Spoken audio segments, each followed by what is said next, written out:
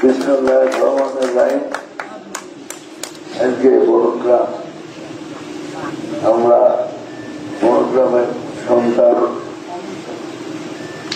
অন্যের আতিক সাহেবের এই গ্রামে তার নিজ বাড়িতে আগমন উপলক্ষে আমরা শেখ সাদি সাহেব সহ আমরা এখানে এসেছি সৌজন্য সাক্ষাৎ করতে। সেই অনুষ্ঠানের সম্মানিত সভাপতি খুকসা পৌর বিএনপির নবনির্বাচিত সভাপতি এজেন্সি রশিদ রেজাবাদী, পৌর বিএনপির সাধারণ সম্পাদক এস.এস. মোস্তফা শরীফ, আমাদের থানা বিএনপির সংগ্রামী যুগ্ম আহ্বায়ক জনাব নাফিজ আহমেদ রাজু, আজকের সভা প্রধান আকর্ষণ আতিক রহমান, কর্নেল আতিক সাহেবের বন্ধু, আমাদের আগামী দিনের কান্ডারি, খুকসা কুমারখালীর কান্ডারি, বিশিষ্ট ব্যবসায়ী, কুষ্টিয়া জেলা বিএনপির সংগ্রামী যুগ্ম আহ্বায়ক, অ্যাশরুল গ্রুপের চেয়ারম্যান, ঢাকাস্থ কুষ্টিয়া সমিতির সংগ্রামী সভাপতি, দামোদর বাংলাদেশের একজন বিশিষ্ট নির্মাণ ব্যবসায়ী জনাব শেখ সাদি সাহেব, আমাদের সাথে আগত আমাদের সাবেক চেয়ারম্যান শিবলি, আমাদের শিমুলিয়া ইউনিয়নের জাফর ইকবাল, আমাদের কৃষক দলের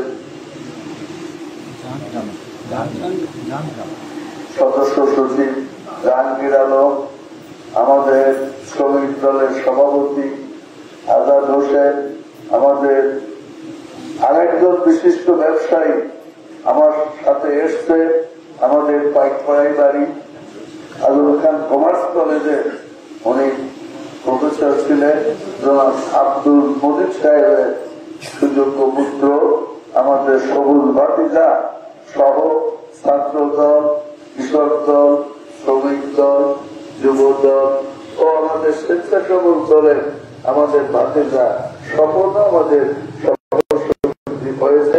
সবাইকে আমার পক্ষ থেকে এখানে আসার জন্য অভিনন্দন জানাচ্ছি। আজকে আমরা একটি মুক্ত পরিবেশে কথা বলছি, যেটা আমাদের এই 5ই আগস্টের আগে ছিল না। এর মধ্যেও এই গ্রামটি ছিল আরো বেশি সন্ত্রাস কবলিত, এই গ্রামটি ছিল আরো বেশি আওয়ামী লীগের দুঃশাসনের নিগড়ে আবদ্ধ একটি গ্রাম। এখানে আমাদের লোকজনের কথা বলার কোন অধিকার তো ছিলই না, এখানে বসবাস করারও অধিকার ছিল না।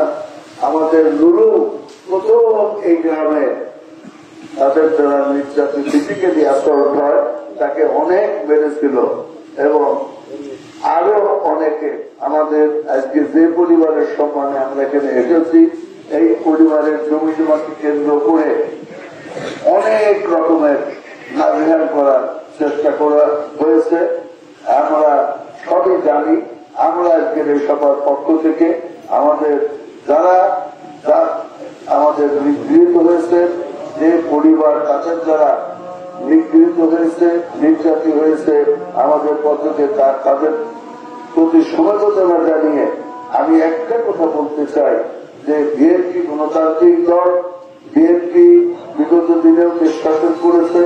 দেশ শাসন করলে আমরা সামাজিক পরিবেশকে নিয়ন্ত্রণ করেছি। লিবারাল ডেমোক্র্যাটস, আমরা লিবারাল ডেমোক্র্যাটসরা নিয়ন্ত্রিত গণতন্ত্রে বিশ্বাস করে না, তারা পূর্ণ গণতন্ত্রে বিশ্বাস করে।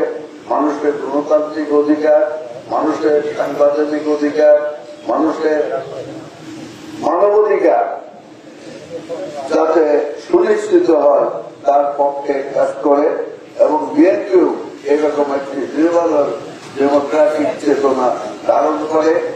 তার প্রমাণ আমরা আমাদের এই দলের প্রতিষ্ঠাতা শহীদ রাষ্ট্রপতি জিয়াউর রহমানের আমল থেকে আপনারা দেখেছেন। শহীদ রাষ্ট্রপতি জিয়াউর রহমান এদেশের ক্ষমতায় আসার সাথে সাথে শেখ মুজিব যে একদলীয় শাসন জারি করেছিল, দেশে যে নিয়ন্ত্রণ গণতন্ত্র জারি করেছিল, মানুষের মানবাধিকার হরণ করেছিল, গণ অধিকার হরণ করেছিল, গণতান্ত্রিক অধিকার হরণ করেছিল, সেটা ফেরত দিয়ে পূর্ণ গণতান্ত্রিক পরিবেশ ফিরিয়ে এনেছিল।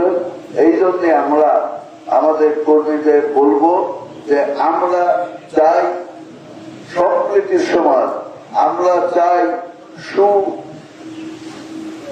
নাগরিক হিসাবে প্রত্যেকের অধিকার যাতে প্রতিষ্ঠিত হয়, প্রত্যেকে যাতে তাদের অধিকার ভোগ করতে পারে, এইরকম একটা গণতান্ত্রিক সমাজ। সেই জন্য আমরা আজকের এই পরিবেশে আমরা কোন রকমের প্রতিহিংসা পরায়ণ হয়ে কারোর উপরে আমরা কোন অন্যায় করতে যাব না। কেউ যদি আমাদের উপরে অন্যায় করে সেটা আইনের মাধ্যমে আমরা চাই তার ব্যবস্থা হবে এবং আমরা আইনের প্রতি শ্রদ্ধাশীল এবং আমরা নিজ হাতে আইন তুলে নেব না। আইনের মাধ্যমে যে যত অন্যায় করেছে আমরা তার ততটুকু শাস্তি নিশ্চিত এইটা আমরা জানি। আজকে এই গণতন্ত্র 5ই আগস্টের পরে এই আন্দোলনের ফলে তত্ত্বাবধায়ক সরকার এসেছে। তত্ত্বাবধায়ক সরকারের কাজ হল একটি গণতান্ত্রিক পরিবেশ তৈরি করা। তত্ত্বাবধায়ক সরকারের কাজ হল বিগত সরকারের যে একটা শ্বাসরুদ্ধকর পরিবেশ সেটা থেকে মুক্ত পরিবেশ তৈরি করে মানুষের স্বাভাবিক জীবনযাত্রায় নিয়ে যাওয়া, দেশের আইন শৃঙ্খলা রক্ষা করা এবং দেশের জনগণ যে এই দেশের মালিক, সেই মালিকেরা তাদের ফ্ল্যাটে ফিরিয়ে দেওয়ার জন্য একটি সুষ্ঠু, নিরপেক্ষ এবং অবাধ নির্বাচনের মাধ্যমে জনগণের হাতে ফিরিয়ে দেওয়া। আমরাও সেটা আশা করেছিলাম যে এই সরকার ক্ষমতায় আসার পরে তাদের যে আসল কাজগুলো সেগুলো সম্পন্ন করে নির্বাচনের পথে আগাবে। কিন্তু তারা দীর্ঘদিত হলেও একটা সুসংবাদ আছে।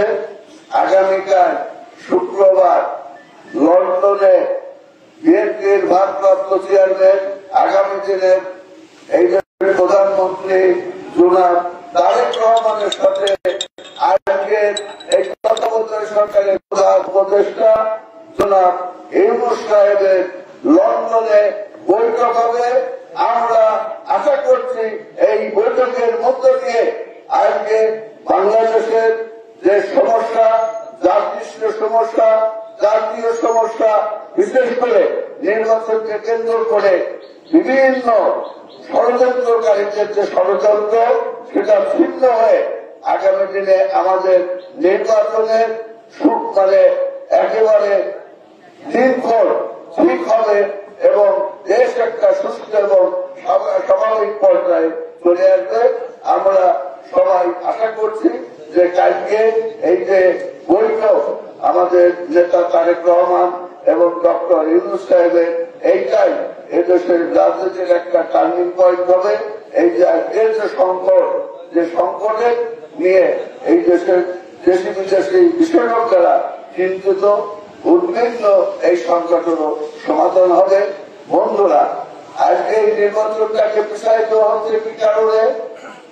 সংস্কারের কথা বলে, বিশেষ সংস্কার, আপনার প্রশাসনিক সংস্কার, বিশেষ সংস্কার, আপনার ব্যাংকের আর্থিক সংস্কার, বিশেষ সংস্কার, এই যে গণতান্ত্রিক পরিবেশ যেটা এরা নষ্ট করেছে, শেখ হাসিনা সরকার 17 বছরে যেটাকে কুক্ষিগত করেছে, সেটাকে কিভাবে আগামী দিনেও যাতে কেউ আবার কুক্ষিগত করতে না পারে, একদলীয় শাসন চাপিয়ে দিতে না পারে, এই জন্য গণতান্ত্রিক পরিবেশকে অক্ষুণ্ণ রাখবার জন্য, কন্টিনিউ করবার জন্য শাসনতান্ত্রিক সংস্কার, এই সংস্কারগুলোকে সামনে নিয়ে আর এরা নির্বাচন দীর্ঘায়িত করতে চায়।